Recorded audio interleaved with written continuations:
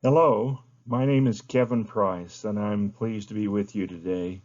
I am going to be making a presentation on the scientific validation of the Zarahemla temple location within the city of Zarahemla. I'm going to turn off the video. Now you've seen me. I'm going to turn it off because it's often covering parts of my slides that I want you to see, but you don't need to sit and look at me. I'll pop it on from time to time if it seems appropriate. Okay, I am the senior geospatial scientist with the Heartland Research Group, and I'm also a professor emeritus in the Department of Agronomy at Kansas State University. I grew up in a little town called Green River, Utah, and anyone who knows anything about Green River, Utah knows about our watermelons. We're pretty famous for watermelons. The town is down on the Green River near the Colorado border. It's about 100 miles west of Grand Junction, Colorado. I jokingly say that I was born in this log cabin. I figured if Abraham Lincoln could be born in a log cabin, so could I. But I wasn't really born there. I was born in Tooele, Utah, to be more precise. But this shows you some of the landscape in the area where I grew up. We call this 100-mile-an-hour range because that's how fast the cattle have got to be eating in order to get enough to stay alive. And my grandfather branded me a cow up in this area, in what we call the Sinbad, up in this area, and it took off after we branded it, and we found it 10 years later, to give you an idea of just how vast the rangeland is there. The desert can be beautiful. This is the Green River, which flows into the Colorado and eventually into Lake Powell. So these are some pictures taken near my hometown. I'll give you a little background on my education. First I actually went to what was called Ricks College in Idaho, now called BYU Idaho. Loved that school. It was a great school. So after finishing my associate's degree there, I transferred to BYU and eventually ended up in the Department of Botany and Range Science in the College of Agriculture. And after finishing my bachelor's and master's, I then transferred up to the University of Utah to do my PhD in geography. And I specialized in biogeography, basically that's ecology, and remote sensing, using sensors that collect data without being in physical contact with them. And then I worked in another area called Geographic Information System, or GIS. And all this technology will be discussed, some of it in this talk, and in the future you may hear me talk about some of very powerful technology.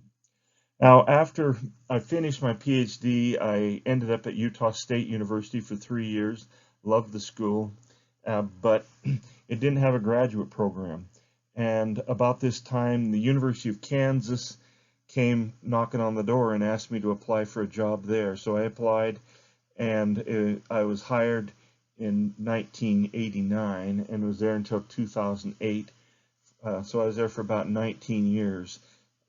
And I was teaching in the Department of Geography, and I also worked for the Kansas Applied Remote Sensing Program as the Associate Director. After 19 years, I thought it'd be interesting to get back to my roots, which is in agriculture. And Kansas State University hired me in what they call a targeted hire, where they invited me to come and give a seminar, and I didn't know I was doing a job interview, and I ended up getting a job offer after the seminar. And I went into the Department of Agronomy, which is basically a department that works with plants in agriculture, crop plants mostly, and rangeland in that department. And I taught remote sensing, and a little bit later you'll see how I got into using drones. And so I was there till 2014, and then I went to work for the private sector at that time, and worked with the private sector until March of this year. A little bit more, I was a scientific advisor to the National Research Council Committee on Agriculture and Natural Sciences, or Natural Resources. A little bit about these councils. These are councils that are put up by the government to bring in scientists to advise the President of the United States and U.S. Secretary of State. I was a scientific advisor to the U.S. Secretary of State and also to NASA and to the National Oceanic and Atmospheric Administration, or NOAA. And I testified before two U.S. House subcommittees and also a Senate subcommittee on a bill that was being proposed at one time that dealt with satellite imagery. In 2011, after going to the Department of Agronomy at Kansas State University, I was told by the agronomist that the pixel size, the picture elements, or the resolution of satellite imagery was too coarse for what they wanted to do. They wanted to see the individual plants, not the field. So I had a graduate student who, David Birchfield, who's doing his PhD now at BYU. David said he wanted to do his master's degree using drones. So we happen to have a really good nationally recognized drone program. So I started working with the people there at Kansas State, Salina, and in the engineering at Kansas State, and working with drones starting in 2011. And as a result, I was one of the very first to start working with drones in agriculture. And I got invited. I've been invited to speak at over 100 conferences all over the world on drone applications in natural resources and croplands. So, and I also worked with anthropologists in Brazil and in different places of South America, and archaeologists. So I've kind of done a little bit of everything. Okay, I'm going to lay out my biases. That's something that we often don't do and probably should do. And that is, what are my biases? Well, my first bias is I believe Joseph Smith was a prophet. And so were all the subsequent prophets. I believe they were called by God. I believe that Joseph Smith was instructed by heavenly visitors as to the Book of Mormon peoples and knew where they lived. I was influenced for 40 years by BYU professors and church educators that the Book of Mormon events transpired in Mesoamerica. I have always believed Nephi and other Book of Mormon prophets were describing the United States when they talked about the land, the promised land, the land of liberty, the pilgrims and Columbus. I never saw that as being South America, or should say southern Mexico or Guatemala. I always envisioned that being the United States. And I taught for many years in academia, as you know, so I worked in the great and spacious buildings, and I know how biased we can be. I jokingly say, if you believe that an academic professor is not biased, just challenge their pet theory and see how open-minded they are. Trust me, we're not open-minded. So I'm laying out my biases, and I will tell you those are biases I've seen in academia as well. I was a professor for 27 years, so I did work in the great and spacious buildings. And there's obviously a lot of good professors and a lot of good work that goes on in our universities. But there's also a lot of pride and big egos that we have to deal with. Now, after watching Wayne May's YouTube video several years ago on the Book of Mormon geography in North America, I knew there was overwhelming evidence to support the Heartland Book of Mormon geography model, and I have not looked back since. The more I learn, the more convinced I am. Well, let's start off with something that actually helped Wayne May. By the way, I work closely with Wayne and part of that Heartland Research Group. I work with Don Lefgren and many other good colleagues. So, but I've asked Wayne, what caused you to start looking across the river from Nauvoo for the city of Zarahemla? And he said, well, one of the things, or the factors, and a big one, was D&C 125.3 that says, and this was recorded obviously by Joseph Smith, let them build up a city under my name upon the land opposite the city of Nauvoo, and let the name of Zarahemla be named upon it. Some say this does not mean, I'm quoting now, not the scripture, but I'm reading this. Some say this does not mean that the ancient city of Zarahemla was across the river from Nauvoo. But when I asked them, why then did the Lord tell Joseph Smith to name it, or why didn't he tell him to name it, why did he tell him to name it Zarahemla and not New Zarahemla, like he did New Jerusalem, when he told him that Independence, Missouri was where New Jerusalem was going to be? If it's going to be a New Zarahemla, the precedence has been to add the name New. And to be honest with you, I've never gotten an answer. Why did the Lord give this revelation if it wasn't where Zarahemla is located? Now let's look at a couple of things that also point to Zarahemla being across the river, the Mississippi River, or as we refer to as the River Sidon, from Nauvoo. First off, not far from Nauvoo and the city of Zarahemla is a mound, a very high mound. It's called Zelph's Mound. And some members have heard this, actually many have heard it, but may not realize just how significant this mound is in determining where the Book of Mormon took place. Zelph was described by Joseph Smith in a revelation. When Zion's camp reached this point, they crossed the Illinois River, and not far from where they crossed, they found this giant mound. And some of the men from Zion's camp went up onto the mound and eventually brought Joseph Smith up, and they found the skeletal remains of the man Joseph Smith received revelation on, whom was called Zelph. And he revealed to them that the Lord had told him that Zelph was killed in battle right there in that area. Here is a Lamanite who was fighting on the side of the Nephites, and he was killed, and the story is quite interesting.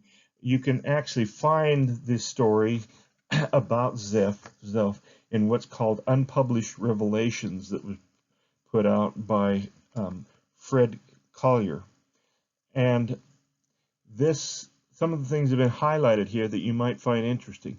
First off, when it talks about Zelph, it says up here in the upper right corner, let me see if I can get my marker so I can show you where I'm talking about. Right here, up here, it says Zelph was a large, thick-set man and a man of God. He was a warrior under the great prophet that was known from the hill Cumorah to the Rocky Mountains, and the above knowledge Joseph Smith received in a vision. If we go down below, down to where we got a star down here, I can't see my marker very well. Here we go. The star. This land was called the land of desolation, and Onondagas was the king, and he was a good man, was he. There in that mound did he bury his dead, and did not dig holes in the holes as the people do now. And then we learn about further, if you read further, and I'm not going to take the time, but there's multiple pages describing the revelation. There were 4 people who recorded the revelation in their journals. And so these stories are brought forth from their journals as a revelation that Joseph Smith revealed to them. But notice that it says that he was in the land of desolation. The Book of Mormon talks about the land of desolation. So now we know about where the land of desolation is. We know where Zelph is. Later, a few days later, on June the 4th, 1834, when they came to the banks of the Mississippi River, Joseph Smith took time to write a letter to Emma. And I won't read all of it, other than to say, here's something he related to her. He says, the whole of our journey in the midst of so large a company of social, honest men and sincere men, talking about Zion's camp, wandered over the plains of the Nephites, recounting occasionally the history of the Book of Mormon, roving over the mounds of that once beloved people of the Lord, picking up their skulls and their bones as a proof of the divine authenticity, referring to the Book of Mormon, signed Joseph Smith Jr. So he's now talking from the Mississippi River. He just crossed a few days earlier the Illinois River. And so here's, if you look at a Google Earth image, right here is Zelf's Mound. Maybe you better get something that you can see a little better.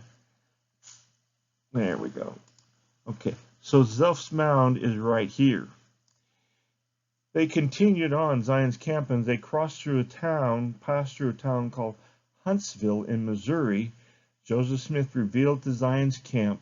The camp passed through Huntsville in Randolph County, which has been appointed as one of the stakes in Zion and the ancient site for the city of Manti. So now here's the Book of Mormon city Manti right here. Now, right up here is Zarahemla and Nauvoo, up in this area here. So we're not far on this map from these cities or from this area. Joseph Smith bought a lot more land. The church bought a lot more land on the opposite side of the Mississippi in the area they called Zarahemla than they did over here in Nauvoo area, as you see here. Obviously, he considered that a very important area.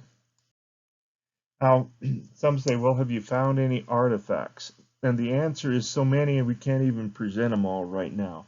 I'm just going to highlight a couple of them. This is a berm that archaeologists have equated with the Hopewell culture. And the Hopewell culture correlates very nicely in terms of time period with the Book of Mormon time periods.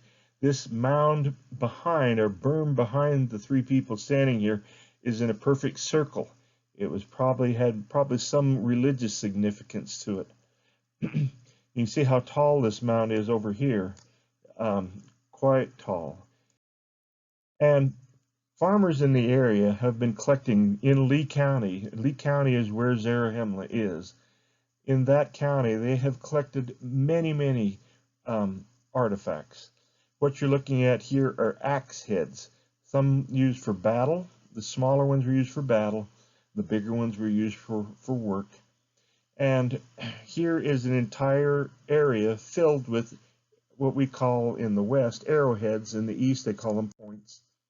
But you can get an idea of just some of the points. These were all collected in the area that we would equate with the city of Zarahemla, in that area. Okay, so here's Zelf's Mound again. Here's the city of Manti. And see, the places confirmed as Nephite locations by Joseph Smith tell us the city of Zarahemla must be in the region. Now, why is it important to find the city of Zarahemla? Well, it establishes the authenticity of events described in the Book of Mormon. Can you imagine reading the Bible without knowing the location of Jerusalem? Think about it. Jerusalem or Zarahemla is the equivalent to the Nephites as Jerusalem is to the Jews and to the house of Israel. It establishes another anchor point. We know Cumorah. We know that the Nephites were there. We know where Zelf's Mound is. We know Manti. We get these anchor points that allows us to calculate how far things are away and so on. This was the capital city of the Mulekites and eventually the Nephites. It is the place where King Benjamin gave his famous sermon to the Nephites. We've got a picture of from one of our LDS videos showing someone portraying King Benjamin speaking from his tower. Knowing the geographic location of important events makes the story become more real. Imagine standing in the location where King Benjamin gave his inspired sermon to the Nephites and knowing you were standing right where that famous presentation or sermon was given. Some have asked if Zarahemla is at this site, why do we not see ruins of the city on the surface? And that's a good question, a fair question, but it also is not, the question is not asked knowing that there are many ancient cities that have been found that no one knew they were there. They were living right on top of them, building on top of them, farming on top of them. I'm going to give you a couple of examples here. There's a city recently found in Italy, very close to Venice.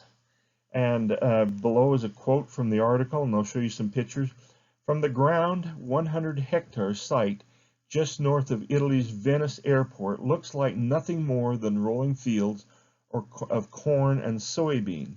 But researchers have managed to map out the remains of the buried city, revealing a detailed street plan of the city walls, the city network, dwellings, theaters, and other structures. So here it is right in Italy, where people have lived for thousands of years, and they didn't even know it was there. They're farming on top of it. And here is this is a natural color photograph over a field in Europe. And clearly there is all kinds of archaeological evidence in this field. The farmer's been farming it or grazing it for years. They have no idea that it's there. Here is the city that was found near Venice, and the title of the article is 1500-year-old lost Roman city of Altium rises again as aerial maps revealed detailed street plans. So over on the right-hand side is the street plans over here, and here's the color infrared photograph from which they derive these street plans. You see a theater, a forum, a temple site, all kinds of major city. This city is considered kind of the equivalent of the New York City of today in America. It was their city of commerce and business. And the people were run out when the Germanic barbarians came in. They had to leave the city and flee from it. And now, 1,500 years later, it's being farmed with corn and soybean on top of it. They had no idea it was there until they started looking at the color infrared imagery and started seeing the patterns in the imagery. Here is the same area in context with the entire aerial photograph from which that picture was taken. And the redder it is, this is color infrared, I'll explain a little more about this later. The redder it is, the greener it is, the more crop material there is. So this field here is lush with crops, and this field here is actually suffering from drought. And you'll see in the next image, they found this because it was a very, very drought year. I'm guessing that this field here was irrigated, this one was not, and so drought had an impact on it. Oh, let me go back here. I'll just say, I guess I can't go back. Well, anyway, I was just going to point out what bare ground and so on, but we don't need that. Here's the archaeologist's interpretation again of the imagery and some of the things they're finding in it. And here they plot the weather conditions, and I'll just tell you that it was very dry. It had been hot and dry for a long time. In Kansas recently, a professor at Wichita State University, Dr. Blakesley, found an ancient city here in Kansas that also was being farmed. Using freshly translated documents written by the Spanish conquistadores more than 400 years ago, and an array of high-tech equipment. Just by way of what the high-tech equipment was, he used a magnetometer that he got from the National Park Service. And by the way, we are planning on doing magnetometer work on the Zarahemla site this coming fall or early winter, as soon as the farmers get the crops out of the fields. But he located a 400-year-old city, and it's called Etzania, I guess, Etzania, and it had 20,000 people, estimated 20,000 people living there. And it may be only 300 years old, but they were farming on top of it, had no idea this big city was there. So, because you can't see ruins on the top, certainly does not mean that it's not there. We believe it's there. We found enough evidence to support that it's there. Now, this last section I'm going to move into, I'm going to talk about some things that many people in the scientific community might stick their nose in the air about. But I want to put this into proper perspective. So I want you to realize and think about, as people who believe in Jesus Christ and believe in miracles, that God uses many different means of healing people, showing certain things, whatever he wants us to see. He uses certain tools. Let's go through a couple of examples of these tools just to remind you. Okay, first off, scientists will never believe that Jesus walked on water. I'm guessing many of you listening to this talk believe Jesus walked on water. I do. And Peter walked on water too. And Jesus put mud on the eyelids of a blind man to heal him. Now, do any of us really believe the mud was necessary to do this? I don't. I believe the Lord used it as a way of helping develop faith. But I'm not sure. He didn't explain why, but he used mud as a tool. Here he uses his words to raise Lazarus from the dead. Here he goes into the water to be baptized by John the Baptist. It was symbolic. Probably, if he had not felt like the symbolism was important, he could have just not done it with water, just said some words or whatever. But it was important. He walked all the way to the Jordan River to be baptized by someone who had authority. Jesus fed, I jumped too far on that, but I'll just say Jesus fed 5,000 people with 5 small loaves of bread and 2 fish. Remember, Lehi came all the way from Jerusalem, or the area near Jerusalem, all the way to the Promised Land using an instrument called the Liahona. So the Lord gave them a tool to guide them. Peter got money to pay the Roman tax collectors because Christ told him to go to the Sea of Galilee, and the first fish he caught opened his mouth and he'd find the money in the fish. Naaman, who was not a Christian, but was, I believe, if I remember the story correctly, he was Roman.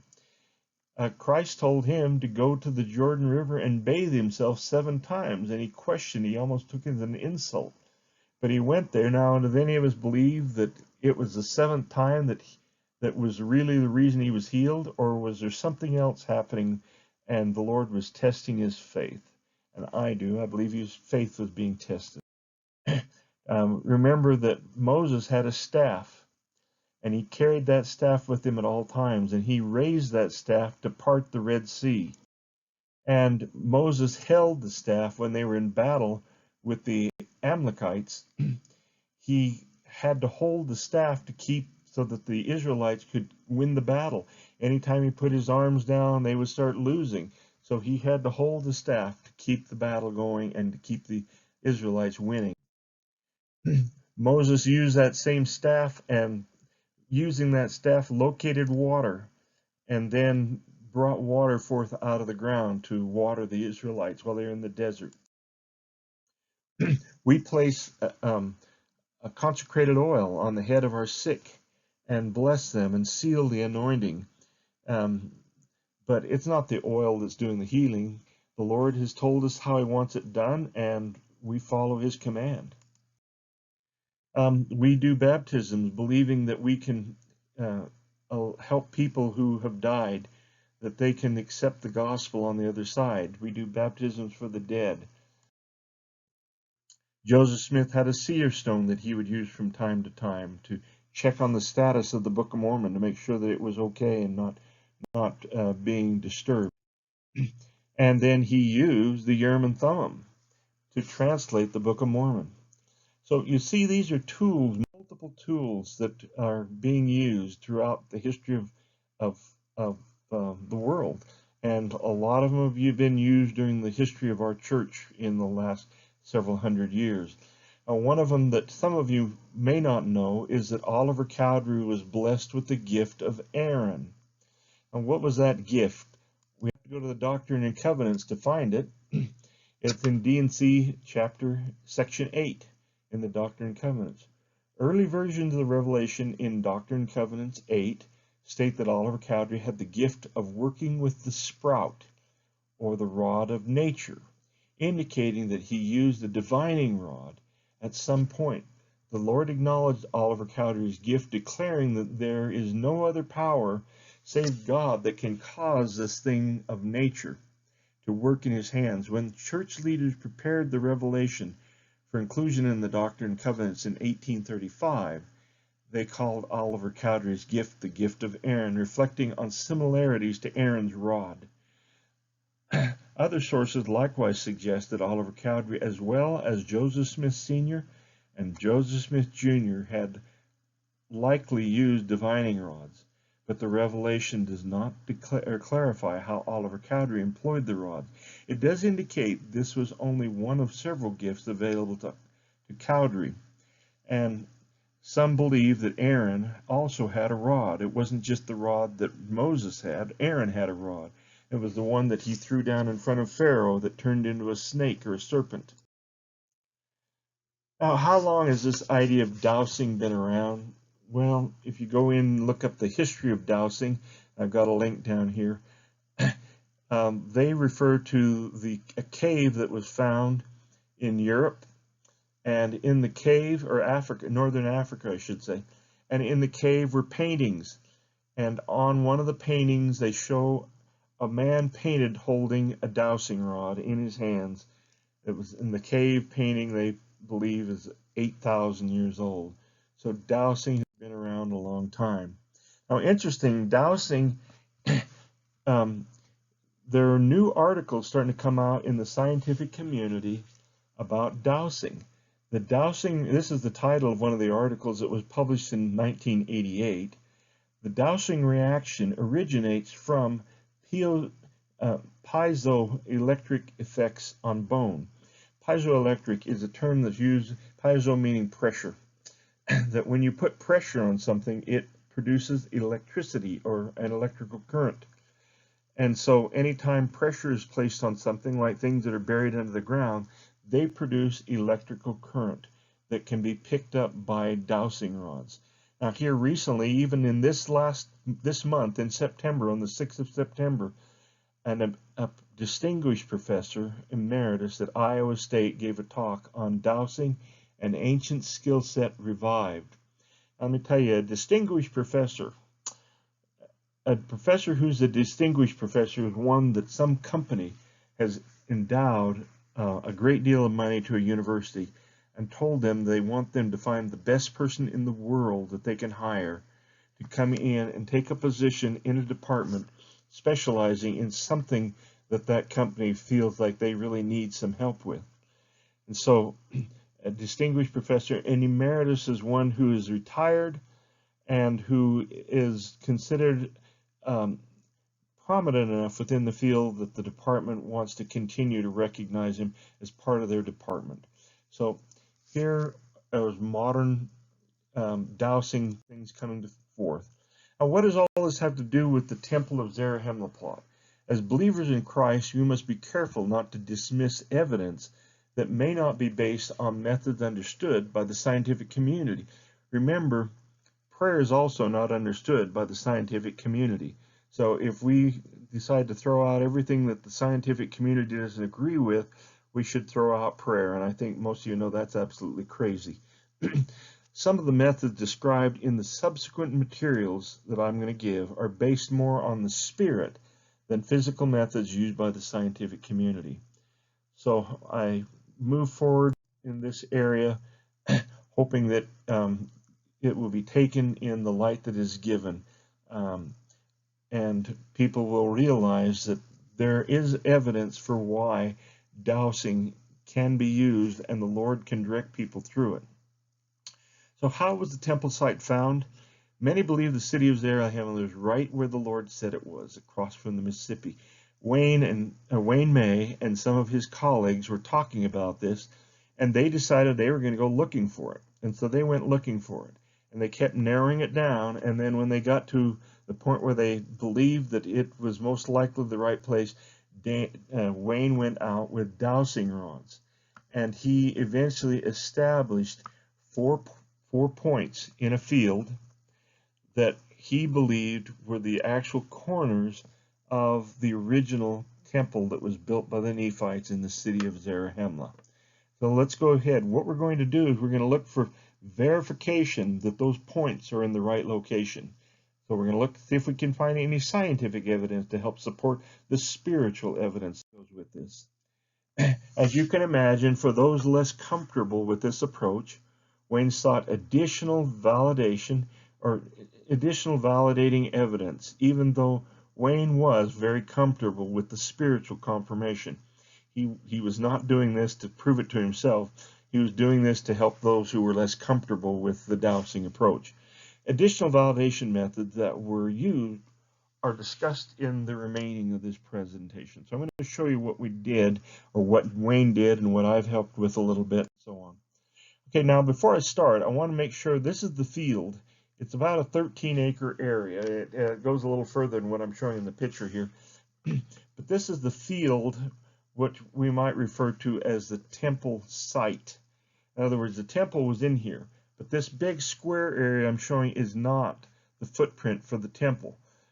It is an area where, and talking to those who've talked to people who own the field and who've looked at the field closely, it is a place where people who owned the field before Wayne bought it, or that wasn't just Wayne, it was a group of people, investors, that bought this field. They had planted a mixture of native plant species in this area. The government program under which they did is called the U.S. Department of Agriculture Conservation Reserve Program. And in drought years, when there's very scarce amounts of food for livestock, a farmer or landowner might be allowed to mow this field, but it has to be under extreme conditions. They can't mow it every year. They have to just let it grow, is normally the procedure. So this is the rectangular area, and if you look, you can see in this Google Earth image on May 21st, 2009, there's some spots out there, and you see these paths going back and forth. Those are mowers, hay mowers paths, and the spots are baled hay bales that are sitting out there, those big round bales that you see on many fields nowadays. So this was used as a hay field for producing hay in the Conservation Reserve Program. Here's a couple of the hay bales, and I've zoomed in on them so you can kind of see them sitting there. And this is the entire rectangular area. So don't get confused when you see this rectangular area as it being the temple site. It's part of the past recent land use history. And here is a drone image in natural color of the area, and you can see the CRP area planted mostly in this area. And this is the area they mow when they do mow. They don't mow the outer edge, and talking to some of our people who work here closely, they say the reason is that there's debris in this area that would beat up a mower pretty badly, so they avoid that area. Okay, so here's validation point number one. In 2011, a blind survey of the temple site was conducted to determine whether a modified resistivity device could be used to detect the same temple plot locations as found using the dowsing rods. So Wayne, just to tell you how this was done, Wayne took the individual, it was a member of the church, who had developed an instrument that he said he'd like to come out and test, and he said he would do it for free, so he spent several days in the area with his instrument. And Wayne took him out into the middle of the field and told him there's a structure somewhere in this area, can you find it? He didn't tell him where it was or anything else, he just let him start looking. And he kept surveying for 3 days. And when he got through surveying, after 3 days, he'd place flags right where these red dots are.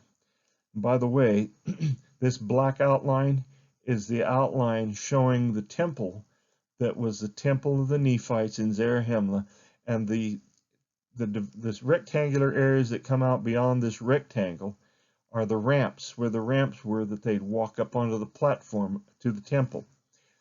So using that instrument, without Wayne telling him where he had found it with the dowsing rod, he hit 4 times right on the exact same spot with his instrument. Let's put that into perspective. I used to teach statistics, so I decided let's see what the probability is. Let's just do a simple probability test. And so let's pretend I did some measurements on Google Earth and estimated about the field that involved about 13 acres would be about 950 feet long and 600 feet wide. If we multiply 600 times 950, we get the number 570,000. That, by the way, that's square feet. So there's 570,000 square feet in this area here. And I just put a grid on there. Obviously, there's not 570,000 little squares there, but just to kind of give you an idea of what it might look like. If we laid the graph paper down on that, for every square foot, we'd have 570,000. Now let's talk about something statisticians talk about. They talk about marbles quite often. So for this person to find the first place in the field where Wayne had a dowsing rod point, it would be the equivalent of taking 569,999 black marbles and putting them in a big box, and taking one white marble and putting it in the box and mixing it up, then a person with their eyes closed reaching into the box and pulling the white marble out the first try. What is the probability of that? Is 1 in 700, it's 1 in 570,000 is the probability of doing that. So, but he found 4 points. So we have to take 570,000 times 570,000 times 570,000 times 570,000 to get the probability, and the number is 1 in whatever that number is the possibility of him finding all 4 points in the field by random chance. In other words, it's impossible.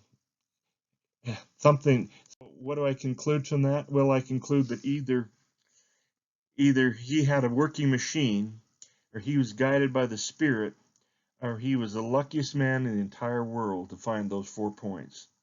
Okay, now let's go. So in other words, Wayne's points, dowsing points, have been now validated with this instrument.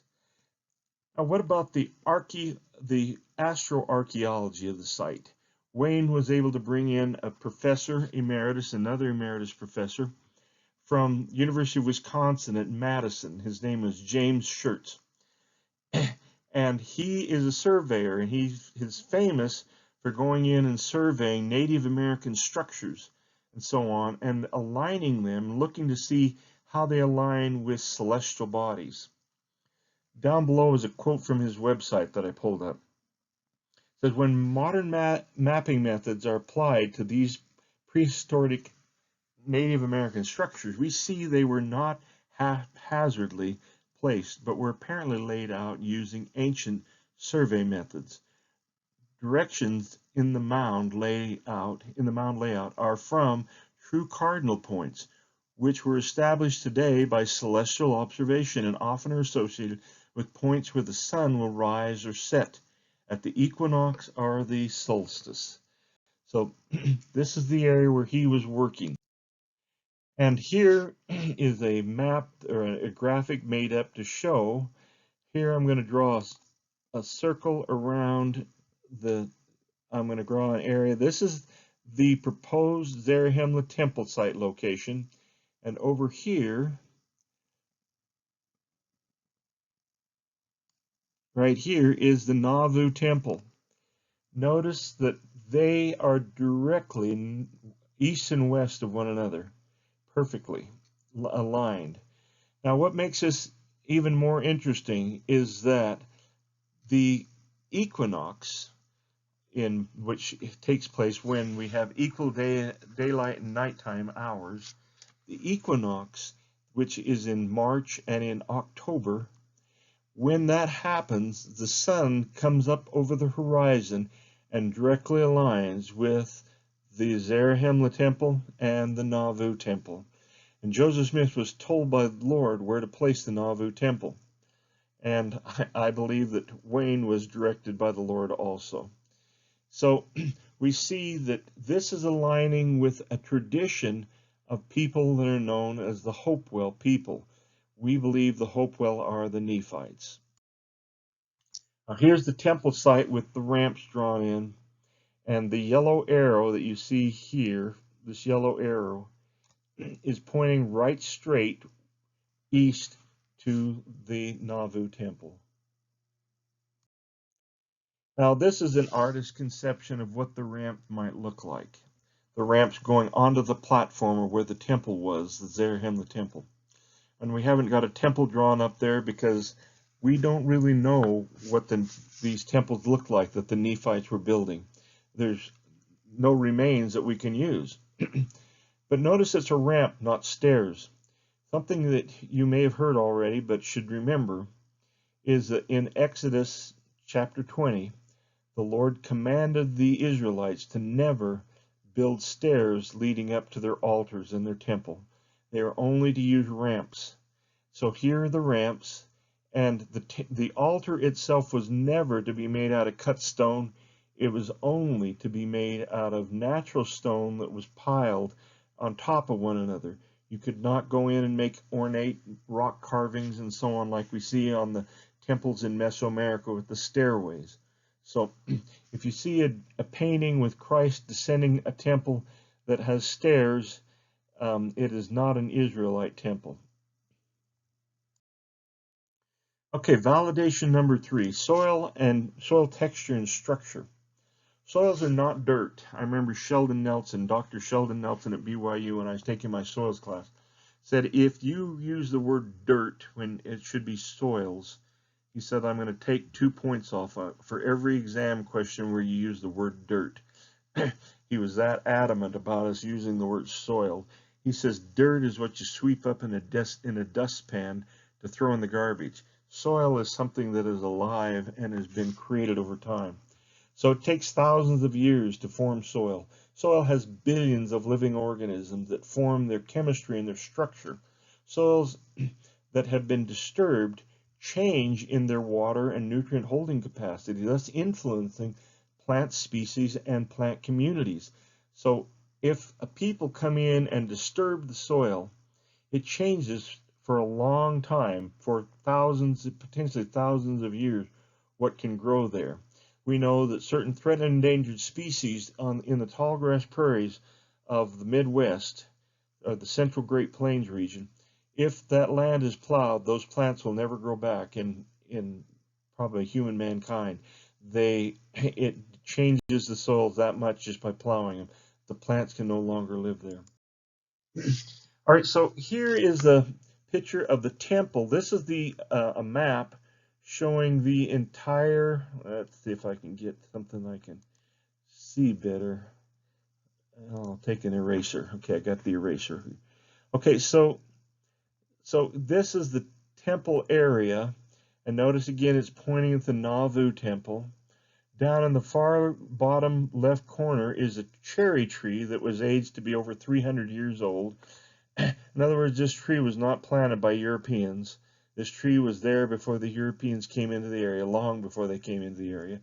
But the interesting thing is down in this bottom corner of the temple plot, 2 pits were dug. And the pit on the left is inside the temple plot. The pit on the right was outside the temple plot. So let's look at this in a little more detail. You notice the difference in the soil. Okay, so here is a pit that you can look at the soil profile.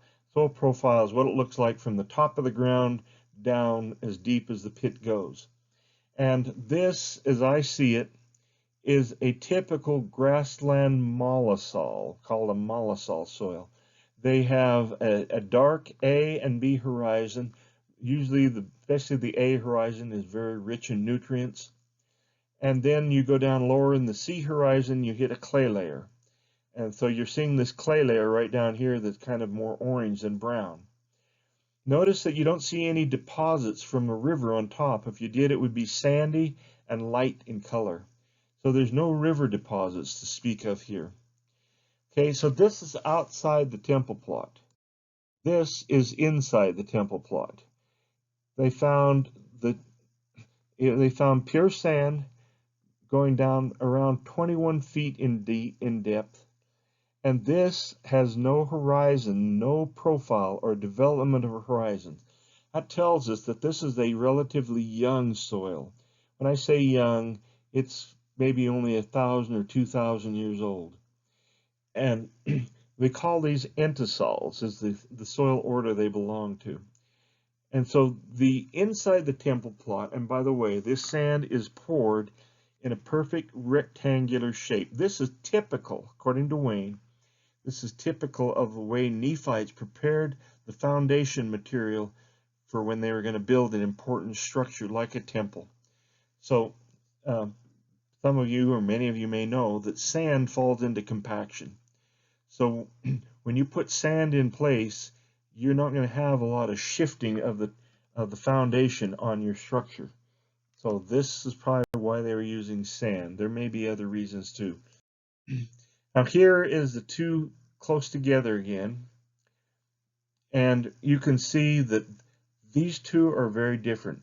Now there's something about the sand that's going to give me the ability later on to use color infrared photography to map the location of the temple plot. The other thing, the sand, here's some lines that show the striations of the way the sand was deposited. It was deposited by humans. Natural things like wind and water do not deposit in the patterns you're seeing with these lines. This is human. So for some reason, some people went to an awful lot of work to lay that much sand into an area that was big enough to set a temple on, and they did it in a very rectangular shape to conform to the area they planned on building their temple. All right, so that doesn't happen by accident. People did it. In fact, if you go back, I can't go back, but when you look at this with the no horizons and all that, this clearly was human-caused pattern. As shown earlier, remote sensing imagery or remotely sensed imagery is used with increasing frequency within the field of archaeology. Drone-mounted sensors are now being used in scientific research. I work with several groups that mount LiDAR sensors on drones, and we mount some very expensive cameras. Some of the cameras we're flying on a drone cost $40,000, $50,000, and drones crash a lot, so they're very tense moments when you're flying with that kind of camera on a drone. But we also fly a lot of color infrared photography from airplanes. Okay, so this is government collected LiDAR data. The LiDAR is an acronym used for light detection and ranging, and basically it's like having a laser pointer and pointing it, being up in the air in a plane and clicking the laser pointer on. Maybe I'll show you me doing this. Clicking the laser pointer on and off 1,000,000 times a second, or hundreds of thousands of times a second, and scanning it back and forth so that you're getting different locations on the ground as you're going back and forth. And when they do this, they measure how much time it takes for the light to leave the pointer. It's called a scanner. Leave the scanner and bounce off the surface and come back to the antenna that receives it, or the receiving mechanism. And what you're seeing here is you can see that area that was planted as CRP. The plants are taller, so the LiDAR is showing them as being a little taller in this area. And I put a circle in the area where the temple site should be. And notice that there's nothing there that I could say, yeah, that's a temple plot right there. I can't see it in the LiDAR. The LiDAR is not picking it up. The area they found bits and pieces of what we would call that platform that the temple was on that are scattered throughout this field, and they took soil samples. So it's been, over the time, it's been reduced, probably by farmers who didn't want a big rounded mound in their field, so they've plowed it down or leveled it with a land leveler or something, and that's what has happened to it. Now, when you collect remotely sensed data, this is color infrared photography again. Remember, the redder it is, the greener it is. And I've collected this over the same location 5 times over the growing season. What I want you to notice is how, depending on the time of year in the growing season that I collect the data, that the vegetation is changing in the way it looks. And this is true for our study site, the temple, the Zarahemla temple site. So here is what happened. We've had a colleague who has worked with us in the past, and I said, I think if I had some color infrared photography, that I could probably find the location of the temple site in that photography as well.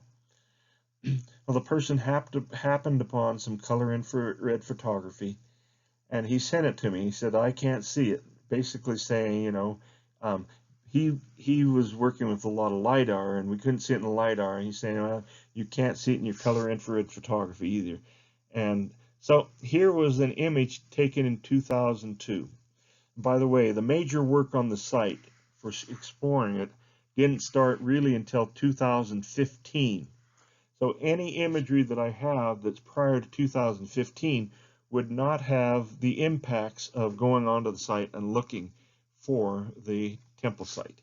So I can't see anything here, and I wish I knew the time of year, but the person said he didn't know what time of year these images were acquired. This one I would say was acquired either early in the growing season, or probably it could be early in the growing season when things are just starting to green up, is what I'm guessing. It could be in the fall, but I don't think so, but I'm not sure. So anyway, no temple site. Here is the 2010 color infrared photography. And as you can see, this is the raw imagery. It hasn't been computer enhanced. The temple site should be right in this area here, but I don't see the temple site here. This is 2010. I'm going to come back to this image a little bit later. We're going to do some more work with it. And the last one we have, well, I should say, here's another 2010 in natural color. The previous one was color infrared. Nothing in there that would indicate there was a temple site there in that vegetation. Here is the 2019 color infrared, and notice that there's been a lot of work in the area now, and so the site is disturbed, and we couldn't use this one to look for the temple site now because of the disturbance. So let's go back to that 2010 image. What I did is I pulled up some software that I had custom designed. It's called AgPixel Classic. I pulled up that software and pulled in this. I actually did what's called a nonlinear Gaussian contrast stretch, which means I didn't stretch. I stretched the tails of the histogram at different stretch rates than I did the middle. And notice that I'm starting to see now what could be the temple plot. But when I was doing this, I didn't know where the temple plot was. I had just known it was somewhere in this field, so I didn't know for sure where it was. So I kept stretching, and I decided to use an index. It's called the Normalized Difference Vegetation Index, or the NDVI. It's highly sensitive to the amount of chlorophyll and biomass on a site. And the way it's computed is you take the pixel values in the near infrared and subtract them from the pixel values in the visible band. It can be a red or green or blue band. I use the traditional one is the red band, so I use the red band. And if you look at over here, oh, and then we normalize it by taking and adding the pixel values for the near infrared and the red band. We add them together and we divide them into the difference between those two. And that's why they call it normalized. It's normalized for the amount of incoming solar radiation. And so this is an NDVI image. And the higher the NDVI values, the brighter they show up on the plant. This is a soybean plant in the greenhouse that was sick. And the parts that are showing up darker gray are sick.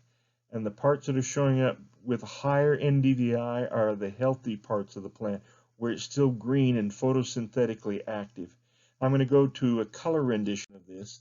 This is what we call a color infrared image. So now you can see the healthy part of the plant is the red, the sicker parts are the yellows and the lighter reds. And here is an NDVI that's been colorized, and below is a bar chart showing that the green has high NDVI values, or in other words, high amounts of chlorophyll, and the purples and the reds and the oranges are lower. So you can see the sick parts of the plants and the healthy parts of the plants. Now, when I do my research, we fly fields, compute this index for the entire field, and we can tell you, we can look at the health of every plant within the field for every square inch in the field if we need to. And so this is the comparison. This is natural color photography like we shoot with our cameras, and these are soybean plants that are little seedlings just coming up where near my office when I was working in Des Moines, Iowa. And obviously trees and grass, bare ground with the seedlings coming up along in the rows. This is color infrared, and you can see the little plants a lot better in the color infrared than you can in the natural color. This is why I use color infrared for a lot of my vegetation work, is it makes the vegetation stand out a lot better. And down below is the NDVI that's been colorized.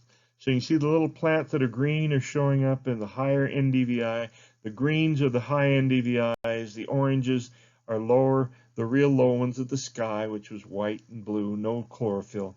So these are comparisons of the three different kinds of images we can collect. Okay, so let's look at this plot in the last few slides that I've got here. This is the green, this is the NDVI, Normalized Different Vegetation Index. I computed using the near infrared and the green wavelength. Usually I like the green better than the red, but it just depends from site to site and plants. It depends, you just have to experiment with them. But I'm starting to see, if you look here, I'm starting to see now an area right there, and I'll get that out of the way. That's kind of awful. I'm starting to see the beginnings of something showing up there, but it's not very obvious. So I go to a red, and now you start to see the rectangle. And I don't know if I can draw this or not. Let me see if I can get that pointer goes so small you can't see it on here. Let me see if I can find it. Okay, there it is. Let's go up. Okay, so you start to see a rectangular area right in here. So when I saw that, I thought, I wonder if that could be it, because I didn't know where it was. So I took a picture with my phone and texted it to Wayne, and Wayne got really excited. He said, "You found the temple plot in your color infrared photography. That's exactly where it's located." And we can key in, we know that the northern edge of the field, let's see if I can get that pointer going again. Okay, this northern edge is right there next to those are trees that are green. It clips right along the edge of that opening and goes straight over to the Nauvoo temple. So that is exactly the location. Wayne got pretty excited to see this. So I use some more stretches, and I'm just showing a graph. When I bring the data in, I get histograms showing me the distribution of all the pixels, and I can decide exactly how I want to slice it. This is not a cheating method. It's a way of enhancing areas that you want to enhance more so you can see them better. So it's not cheating, it's just enhancing. And so I did a little enhancement, and now you can see it standing out a little better. See the rectangular temple plot area right there standing up. And I'll explain what some of this other red stuff is below, at least the best I can. I wish I had Wayne here to explain this. But that is the temple plot area in the red NDVI. Now I'm going to stretch it even harder and bring it out, and bang, you can see there now it's showing up quite well. See if I can work over to it. There it is right there showing up. There's your temple plot. And these areas that are red around it, Wayne says were also structures that were around the temple that had to do with the temple rites that they were doing in the area. So I thought, okay, let's see, is the NDVI value significantly different from inside the temple plot versus outside the temple plot? And the answer is clearly the inside the temple plot, which it's right here. Inside the temple plot, this graph is much lower than outside the temple plot, which is this bar over here. So what it's telling us is that the mean value within the temple for the NDVI value is 154.4. The mean values for outside the temple was 166.3. And reason for this is that, remember, the temple plot is filled with sand. Sand has low water holding capacity and low nutrient holding capacity. So the plants that are growing in this area, in the sandy area, those plants are going to have they're not going to be as much plant material because they don't have as much water available to them, and they don't have as much nutrients. So what the NDVI was picking up was the difference in the density of the plants caused by the sand that the Nephites placed in that rectangular area, and that's why it's a rectangular shape. Now, turn that off again. Here's a couple of, there are structures, and these rectangles are rectangles that Wayne drew on the image showing where there are other features around the temple site. And here is the two different stretches showing the two different images. It's the NDVI images and the line showing pointing towards the temple in Nauvoo. And so we have the color infrared photography is validating that there is something different that is rectangular shaped. Nature does not build rectangles. Nature does not usually build triangles or circles. Whenever you see these types of geometric forms, you know that humans have been involved. So, I obviously have a strong belief that we're looking in the correct geographic areas for the Book of Mormon evidences. I pray that the Lord will continue to bless our efforts.